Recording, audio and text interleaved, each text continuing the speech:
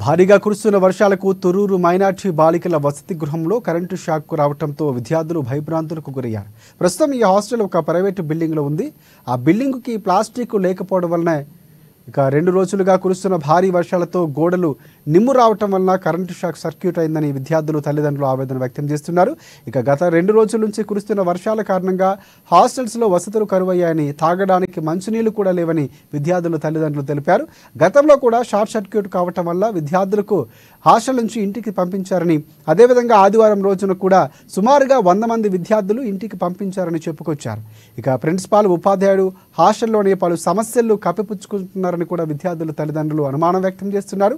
ఉన్నతాధికారులు తక్షణమే స్పందించి తొర్రూరు మైనార్టీ హాస్టల్ సందర్శించాలని కోరారు.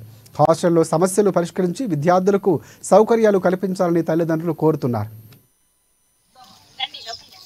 కరెంట్ షాక్ వస్తుంది, ఇబ్బంది అవుతుంది, వచ్చి పిలుచుకోపోరి కొద్దిగా అని చెప్పారు మాకు. అందుకోసం మేము వచ్చి పిలుచుకోపోవడానికి వచ్చినాం.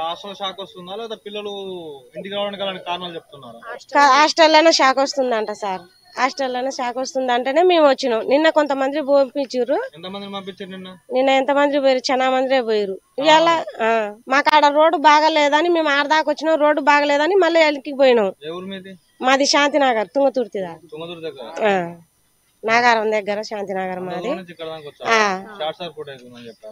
షాక్ అవుతుంది, వాటర్ ప్రాబ్లం ఉంది కొద్దిగా అని చెప్తేనే మేము ఇవాళ వచ్చినాం. నిన్న వచ్చి వెళ్ళిపోయినాం, మళ్ళీ ఇవాళ వచ్చి పిలుచుకుపోతాం అంటేనే ఇవాళ ఏం లేదు, బాగానే ఉంది, పంపించమని చెప్పారు పొద్దున్న వచ్చి చెప్తే.